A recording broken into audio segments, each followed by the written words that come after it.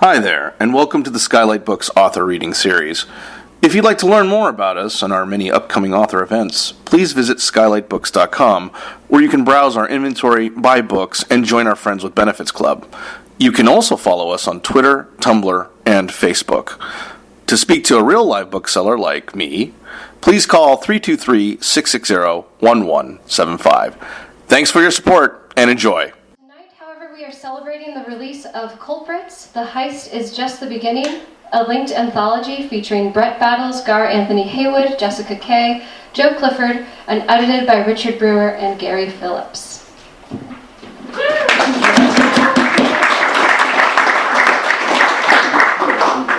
So I'll tell you a bit about everyone. Richard Brewer has worked as a writer, editor, actor, director, bookseller, book reviewer, movie development executive, and audiobook narrator.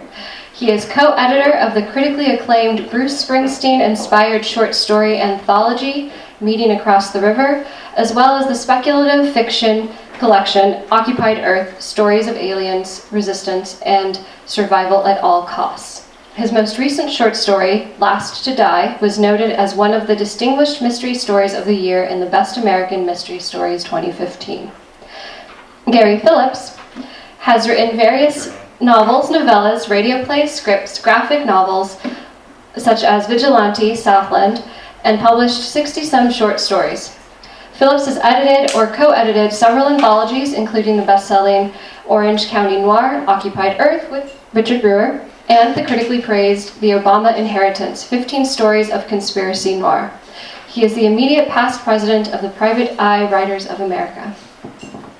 Brett Battles is the Barry Award-winning author of over 30 novels, including the Jonathan Quinn series, the Project Eden series, and the time-bending Rewinder trilogy. Gar Anthony Haywood is the Seamus and Anthony Award-winning author of 12 crime novels. His short fiction has been included in the Best American Mystery Stories anthologies, and Booklist has called him a writer who has always belonged in the upper echelon of American crime fiction. Jessica Kaye is an entertainment and publishing attorney at Kaye & Mills and a Grammy Award-winning audiobook producer. Jessica owns Big Happy Family LLC, an audiobook distributor. She created and co-edited the anthology Meeting Across the River, and she is the author of the forthcoming How to Produce and Sell a Great Audiobook. Joe Clifford is the author of several books, including Junkie Love and the J. Porter Thriller series, as well as editor of the anthologies Trouble in the Heartland, crime fiction inspired by the songs of Bruce Springsteen, Just to Watch Them Die, crime fiction inspired by the songs of Johnny Cash, and Hard Sentences, which he co-edited with David James Keaton. Oof, made it, guys. Very good. We're delighted to feature this panel of authors along with the editors of this anthology tonight to read and discuss Culprits. So to further introduce tonight's event, please help me welcome Richard Brewer and Gary Phillips. Thank you so much. So the inspiration for this was a mutual love of heist novels and heist movies, taking Pelham 1, 2, 3 and Assault on a Queen and the Parker novels that are just, they're just fun, they're exciting to get up. And our thought was we wanted to do a heist thing. We wanted that to happen. But what came up in our discussion was, what happens to all these guys after this heist? The movies and in the books, it's always like they either all get killed or they all go their separate ways with or without their loot. But what happens after that? Because these guys go on. Obviously, there's more stuff that happens in their lives. So what we did is we wrote a heist, gathered together a crew, pulled together a collection of characters, and then we offered those characters up to the authors and said, pick a character. Pick something. We threw them out there and just said, this guy's the safecracker, this guy's the driver, this guy's the muscle, this is the organizer, this is the guy who finances the thing. Tell us what happened to them after this heist went down. And everybody just jumped right in and took out over and grabbed a character and ran with it. Just did it, I'm promoting. It's really did a good job.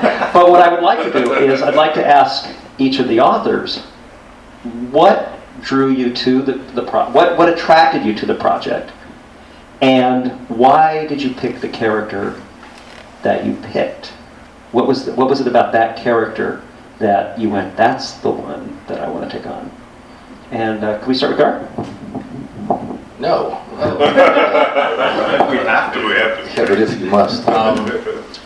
Well, I've always loved drivers, especially in crime fiction and in film. Baby Driver is the latest in the genre on the film side. The Driver with what's my man's name? Ryan O'Neal. Yeah, Ryan O'Neal. I mean, to me, that's just an incredibly underrated classic film. Yeah. So The Driver appealed to me right away, but then, of course, it's been done so many times, and you ask yourself, well, what original spin can I put on it? So to answer the question asked, the two things that drew me to want to do this was, one, the challenge of trying to create a story about a heist driver that hasn't been done before, and then two, the very premise of the anthology, which is not so much what happens during the heist, but what happens to this guy afterwards. What effect does the heist and how it unravels, as they always do in some way, affect him long term in his life. So with those two challenges in mind, that's why I said yes. I thought it was a great opportunity to do something different, and I enjoyed the hell out of writing my story. Joe? I said yes because Gary and Richard asked me. I had no idea this was such a heavy hitter collection when they asked, and this is how I approach life. I don't really think about things. I don't think it through, and the next thing I know, I'm in an anthology with Gar and Zoë Sharp, and before I could be overwhelmed with the talent around me, I'd written the story, which was good because I probably would have folded under the pressure. But I chose E.L. Estevez because he mostly what's going on politically. And when I expressed this to Gary, his first thing was like, we don't want any moralizing. I'm like, no, that's the last thing I want to do. But it struck me as having a career criminal, a Mexican career criminal, in the current climate we have now, and being able to sort of layer what's happening without saying it, and having that as a backdrop, maybe fueling some of this idea of, somebody feeling like an outsider among outsiders. So that was kind of the impetus behind my choosing him. Yeah, sure. So my character, I chose him for two reasons. One is that's who was left. But the thing is that we had some leeway with what we did with these characters. I mean, we knew who they were in the heist, but what we did with them was largely up to us. Right. And I guess I have a soft spot for somebody who thinks they know what's going on, and then it turns out that they don't. Because we've been down this road before. When we did our first anthology, which was Meeting Across the River, it was based on the Bruce Springsteen song of the same name, which essentially is about a guy who thinks he knows what's going on, and odds are pretty good he doesn't. And I think you'll find the same as, spoiler alert, my guy. Well, I got involved because Gary intimidates me, and I just, have you seen this guy? And he's big, loud, and so I couldn't say no. And I'd actually already been in another anthology that you were doing, and I dropped out. So I knew I only had like one more shot. So I said yes, and I chose the character of Benny Parker. Because the character I actually chose, they said, well, yeah, that's a good character, but wouldn't you rather have this one? And now I find out that Gar actually got the driver. So that answers that burning question in Thanks my for the head. cash, Gar. Yeah. Really So I just said, well, I'll take one of the other guys, and my guy is just basically one of the muscle men within the thing, but he's an ex-soldier, and I like the idea of exploring a character that was doing this not because he was a criminal, but that he had a particular goal in mind that can only be met by being involved with people like this. These are not his kind of people. This is not what he would do if this particular goal did not exist in his life. But he was using this situation to achieve the goal that he wanted to achieve, which he may or may not do within the body of the story. I think one of the things that I loved about what you guys did was it could have been very easy just to move everybody forward, but you all took a step back. We all got to get to know what motivated these guys, where they came from, and I think that if it had just been written straightforward, we wouldn't have gotten any of that. It just would have been like they're on the run or they're not on the run. Richard, you should say who you wrote about. I wrote about the cracksman, the safe cracker, and I just like the idea of someone who has been around for, he's almost 70, and he just knows stuff inside and out. And I won't do a spoiler alert, but I had this one thing in my head about his ending, how the story was going to end with him, and I was able to build on that. And a lot of it had to do with his background, coming up from Mexico, and how he survived in the United States, and how he got into what he did. And he was a lot of fun to explore. But Gary took on. You had the heavy lifting, I think, because you had the main guy, our main the leader of the pack. As Greg knows, this character O'Connor has shown up before. I wrote a novel a few years ago called Warlord of Willow Ridge, and essentially he's a guy, we kind of know that he's in his 40s. We kind of know he's sort of he's been a career criminal, and he's kind of in the novel he's kind of semi-retired. He winds up way the hell out there in Hemet of all places, in this sort of subdivision, and he's kind of laying low, but things happen, right? And so at the end of that novel, it's kind of it's unclear, whether he's going to walk the straight life or become a square, or sort of continue on what he's always done. And so I thought, well, when we kind of sold this idea to Jason at Polis Books, I thought, well, all right, I want to bring him back and put him in the mix, and have him be the guy that's the plotter, the planner, the guy who puts together the string, guy that puts together the crew, and I should mention, and just not to go on, but I should mention that unlike a lot of other heist novels, not only do we have a kind of interesting cast of characters, we have a few women involved who are not just on the sidelines. A lot of times, it's funny because I just saw Den of Thieves, and I thought, and actually, there's a woman in the movie who has a pivotal part, but she doesn't have a name, man. She didn't, she barely has any screen time, but she actually has this weird pivotal part in the film. But again, it's like the women are not necessarily integrated, ingrained, right? Where I thought we consciously did say we definitely wanted a woman on the crew. It wasn't just like an appendage, or it wasn't just like the guy's girlfriend shows up and she's subbing. But it was clear that from the get-go, she's one of the professionals. So everything you just told us about O'Connor, you're telling us that this anthology was just a veiled attempt to sell a sequel to one of your books. That's right. That's true. Total self-promotion, as always. It's always about me, Gar. Always looking for yourself. Always looking out for number one, baby. That's right.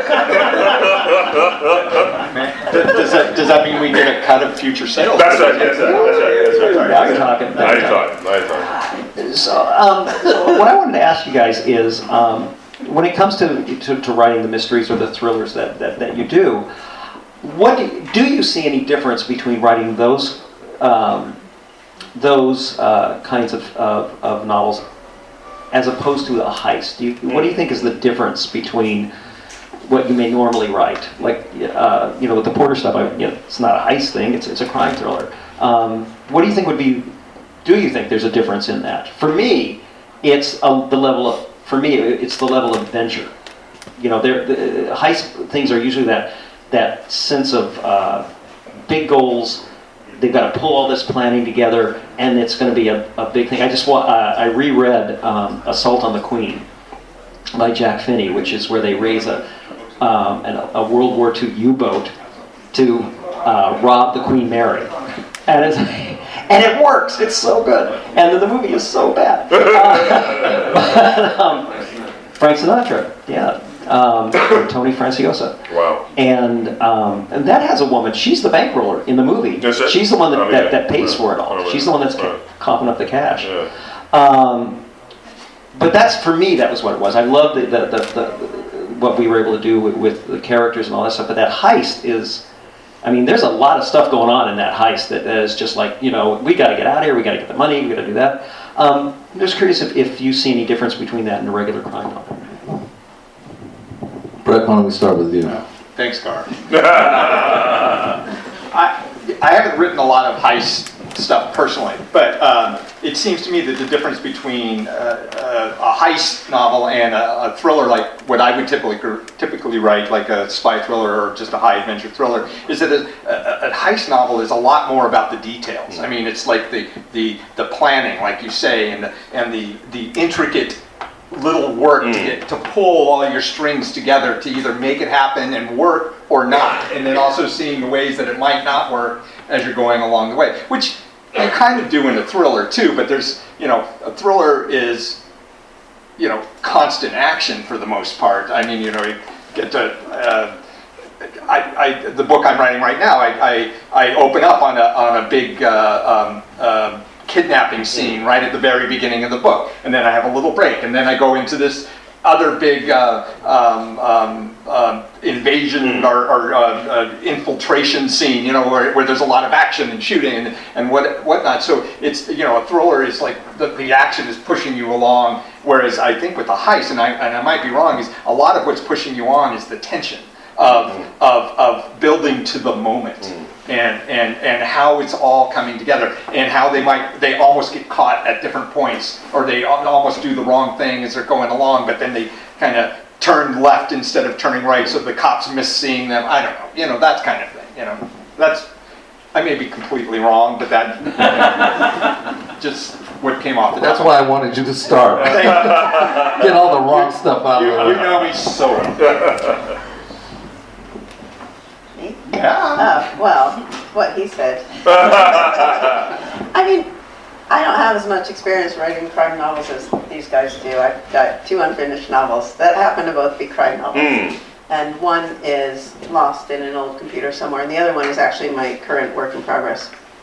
And there is a heist in it, but for me the difference is it's not the focus. My novels are pretty much about people who are victims of circumstance. They fall into these unsolved mysteries. They need to find out the why or the where or the how, and almost always the who. So it's exactly what you're saying. It's not as detail oriented in the sense of the setup. It might be in the resolution, but not from the start all the way through. Does that make sense? Yeah, close enough. I'll stick with the theme of being in over our heads. The Porter books, Porter, which is actually a nod to Donald Westlake. I don't know if you saw Mel Gibson's Payback, which was based on Parker novels, and that's about as close as I get to anything to do with Donald Westlake. I actually picked it because Donald Westlake wrote my favorite short story of all time, Ordo. I don't know if you guys have ever read it. It's a hard story to find, but that's how my mind works anyways. So in my mind it makes perfect sense. I'm based on a short story character anyway. It has nothing to do with heists. I write, like Jessica, characters kind of fall into things, and so that world where I write, it's a sad alcoholic who's living on a mountain, cold and alone. What drew me to this thing was that I would love to write a heist novel. I mean, my brain just doesn't work like that. In fact, if I had my way, I would have been a career criminal, but I'm just not. I tried it, and I'm not very smart with that sort of thing. I got arrested very fast. I was printing checks to myself. Looked like a good idea at the time. Not a real long shelf life there, because you're going to go back to the same bank and be like, hey, it's you. But being a writer, I get to explore these things, and that was the fun thing, is watching you guys come up with the heist, which is something it's so out of the realm of the way I think. I'm talking about, I work with the characters and that sort of more internal. So the heist, to have all this stuff happening, and you're on the farm, and you got the financier, and you got this slush fund and all these things. Like, my brain just doesn't work like that. So when I got far enough away and I could look at a character looking at that from the outside, that's where I was in my comfort zone. So I kind of got the best of both worlds. I got to ride on your coattails. Make it good, Gar. Better be, huh, at this point. No, most of the stuff that I write in general does not fall into the category of noir, per se. So bad things happen to people, but there's not the expectation that something terrible is going to happen. I think the classic heist novel is designed to unravel. Some bad things are going to happen. Not everybody's going to survive. If they make a movie out of it and Jim Brown's in it, he's going to die. We know that, Gary. No matter how intricately they plan those those heists, Jim Brown dies in the end. It doesn't seem to matter. Actually, it's funny enough you should say that, right? 'Cause one of the Parker novels was filmed with Jim Brown. Oh, there you go. Did he die? No. A few people around him did. Must have got a new agent. That's right. But the point is that I had to write this story with a different mindset than I ordinarily do, in the sense that I think the expectation of people that read heist fiction, per se, is that something bad is going to happen, something unexpected is going to happen that's going to create some real complications for the character. And I don't necessarily write that way all the time, so I had to kind of put myself in that place to write this story. So in that way, it was different from what I usually do. Yeah, one of the things that was just so exciting about reading everybody's story is, honestly, everybody went in a different direction than I thought they would.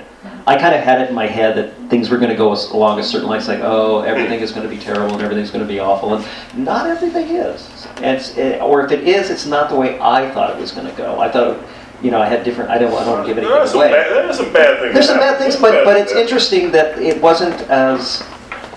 I thought they were all going to be really horrible things happening to people, and not all of them are. And I was like pleasantly surprised that things went different ways. And consequently, there's a great flow to the book in which that it's not all one level. And that's these guys. That's what these guys did, which is great.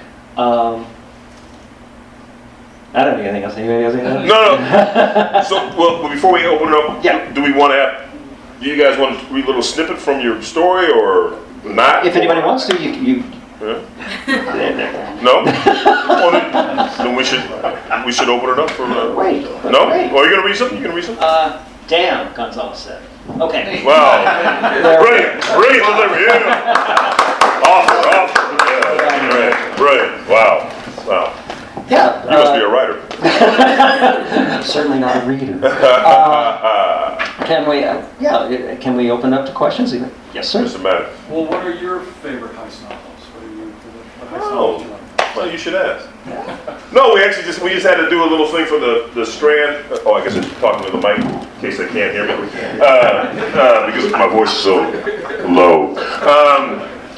We just did a little something for the Strand magazine, the online version, and so Richard mentioned Assault on the Queen and Pelham 1, 2, 3. And taking a Pelham 1, 2, 3, which is just that's just one of those things where it's like it was written back in the 70s. It was back when planes were being hijacked and everybody was going take me to Cuba and that kind of thing. And it's a subway, New York subway.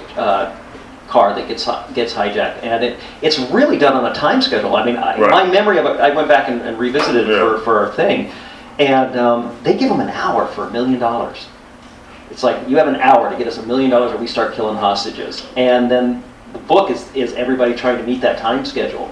And it's if you haven't read it, after you read Culprits, I would highly recommend going and checking that out. And if you can find Assault on a Queen, written in the late 50s. It's a little creaky in places, but it's got an ending that's just perfect, absolutely perfect. I was a big, I still am a big W.R. Burnett fan, the guy that wrote Little Caesar and High Sierra, and Asphalt Jungle. I mean, I read that, 30 years ago, 35 years ago, but it still sticks with me. Just again because of just the character. There's a plot, there's an intricacy to the heist, but it's really about these characters, and it's really about the flaws that the characters have, that not only are the thing that compels them to steal or pull off this crime, but are also the things that are going to trip them up in the end. And then we'll open it up here. But just so a kicker, I also didn't. There's this great graphic novel called The Last Days of American Crime, where the U.S. is going to send out this this brainwave signal where it'll turn off criminal thoughts in your head. So of course these guys find out about it, and of course they're going to plot this one big heist to pull off before you can't steal anymore. Yeah, that was a great idea. I'm gonna actually choose a couple movies instead of books because that's what comes to mind immediately, and they're both ones that maybe don't come to mind first for anyone, but one would be Kelly's Heroes. One of my favorites. Yeah, which is the pulling off a heist in the middle of World War II, stealing the gold from the Germans, and taking tanks and supplies from the American army. And it's such a great movie. It's so much fun. And the other is Family Plot by Alfred Hitchcock. Alfred Hitchcock's last film, because they're trying to steal. I mean, it's not a full-on heist. I mean, she pretends to be a madam so that they can steal stuff from their rich customers, and in the end they're looking for this one diamond, but it ends up being hidden in the chandelier, and nobody knows it. It's great. That's just a lot of fun. Anyway, that's my choices. I'm just passing on this one. I don't have a favorite heist novel. Pass. I'm going to do something that's really shameless. But a few years ago, we acquired the rights to High Sierra, a publisher I worked for, so I got to serve as editor for the re-release. And watching how Burnett did these things, I mean, it was the easiest pay to ever make. I literally had to do nothing but read the book. But when you're reading a book as the editor and looking, it's pretty amazing to see how somebody like that works. And so you're really getting paid you should be paying that. Right, that's great. Yeah, I've read a couple of the Richard Stark Parker novels. They're fantastic. But like Brett, most of my inspirations in terms of heist movies come to mind. First, the Anderson tapes, actually. Yeah. Mike, which of course was a book well before. From Lawrence Sanders. Lawrence Sanders, yeah. I was like that. And then of course, Point Blank, which is based upon one of the. It's actually based on the first one, The Hunter. The Hunter. That's right. Yes. So I would point those out as inspirations, I guess. Cool. I'm like a communications major in college, and a lot of like my projects are like collaborative. So I was just wondering, like, as a group of you guys, how much of like the plot is collaborative? If, like, one of the authors like want to go this way, like, and then someone else wants to go like this way. How do you guys like manage all of that? I think somebody has an answer. Yeah, I'm so glad you asked that, because I was going to talk about this earlier, but I couldn't figure out where to fit it in. Actually, I couldn't write my story until Zoë Sharp wrote hers, because hers is about a character that impacts my character. And it turns out she had something very dispositive in her story that completely changed maybe what I would have done with my character. So in that way, it was extremely collaborative. But you should, in this case, since it's an anthology, Richard and I came up with the basic plot, right? The basic plot is the heist itself, right? And that essentially takes place in the first chapter. And so we gave everybody that chapter to read so you could see what the heist was. What the heist was, and we pulled together the characters. Right. We kept the characters. Well, also so you can see the interplay between the characters. Right, the interplay between the characters, but we didn't go into great detail on the characters. That's this is the safecracker, this is the muscle, this is the driver, this is the pilot. Just little things, and what we wanted was then what they did was for the contributors to build on that. That's right. And I think the collaborative aspect of that for us as editors was to and we really only had to do a little bit of just changing things to make things a little more consistent. With like if they mentioned something in a backstory, we had to make sure that wasn't contradicted in another story. Right. And then we would ask you guys if that was okay, and everybody was great. Everybody was very. And I think too, it also it was interesting how it worked out, because you're right. I actually had a semi-nightmare that it would be so far all over the map that we would never, because we knew we had to write sort of a concluding chapter to resolve at least the question of the heist itself and those particular set of characters, the bad guys, I guess, is a way to say it. So we knew though that, or we told the writers that, whether their story had anything to do with the heist per se or advancing that particular plot, it didn't matter. As it happened, I mean, things did work out really well in the sense that the pieces all sort of came together. I'll also say that, and I assume if we all did this, but we gave you guys, you asked for like little synopsis of what we were going to do first, and then you kind of fed back, and I know you and I had similar ideas of what we were going to do for our stories, even from the synopsis. Yeah. And we talked about, well, I said, well, I could change it, and then you thought about it, and then eventually you said, no, just go for that, and then you were going to change yours. But I mean, it was definitely some back and forth on that too. Yeah, that's true. That's true. It was an interesting thing to come up in that Brett and I had very similar. My initial thought and his initial thought were very similar, and his idea was so much better that I said I got to change mine. Of course it was. Yeah, that goes without saying. Yeah, Kidding. with any kind of the collaborative effort. A lot like Jessica, I had to see what Brett did because I based a lot of Eel off of his affinity for Benny. So it's kind of like a tapestry in a way, sir. So where these places connect, you have these different focal points. So my focal point to build my story, the empathy, the kind of character I had, built off the earnestness of Benny and what he was trying to do. So when I read that, that's where I got my idea, sir. So yes, basically I took your hard work, I stole it, and I called my own. Very good. There you go. Another. I did not know that. That's right. Let that be a lesson to you. You would be right. So, did you have to read all the stories to come up with the ending? Or how did the ending Oh, that's... You didn't? Well, I'm just trying to. No. I'm just trying to. No, I mean we read all those stories. The answer is yes. Yes. No, it's interesting. I'm trying to think of how much. I mean, of course, we had to take into account what had happened to the other characters. No, we actually. No, as I recall, we started to write some parts of the ending, and then things did change as stories came in. And whether some people were alive or dead or whatever, that does get referenced a bit. So I do recall we tinkered with some things at the ending story to make things mesh in the sense of so that it resonates. So it didn't come out of left field that there's some connection to all that has happened before. So folks, when you read the end of the book and you go, oh, this doesn't make any sense, you'll understand why. Right. Okay? Thank you for that, Gary and Richard. That's right. Appreciate The editors drunk when they did that? Wait, what are you doing up here? That's right. Did you write something? Hi. Yeah, I'm curious. That sort of goes to the questions about how you plot it. My question goes, I'm familiar with a lot of rewriting with different people in town, and you're stylistically very different. So I was curious. I mean, I guess when I read the book, I'll know. But how do you reconcile some very different kind of styles of writing to make it cohesive? I mean, did everybody just get to write any way they wanted, and we have 7 different very distinct writing styles? I think everybody got to write what they wanted to write and how they wanted to write it. But everybody got to write what they wanted to write and how they wanted to write it. The great thing about the way this was put together, the great thing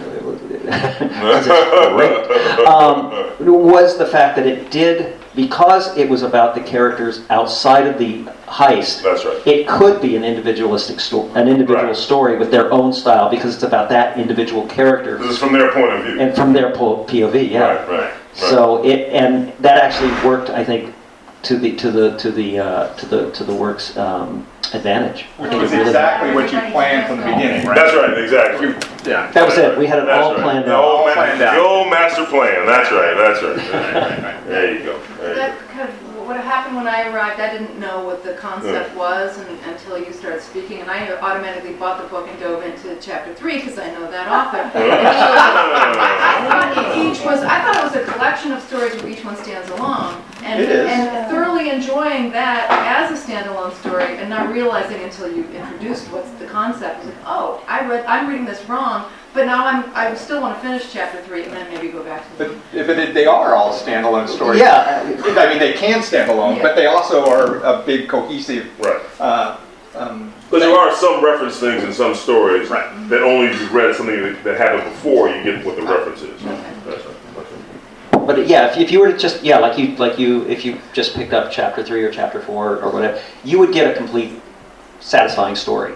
It's just if you take it into the if you hold in mind of it as a whole, you'll see that it all fits together too, and actually tells an an arc, tells a full arc of what's happening. I can say, strictly speaking for myself, that the only adjustment I made to my writing was I was trying to channel Reed Farrell Coleman. That's right. Beyond that, that's shout out to Reed. That's right. You too? Wow, because that's what Brett told me. Yeah. Anything else that we can bluff our way through? Well, we can sell some books now. Or we could sell some. Oh, I'm sorry. Oh, yes. Just really quick, did you have any set of pre-established rules, like everything had to be third person or first person or whatever? Or? No, we didn't.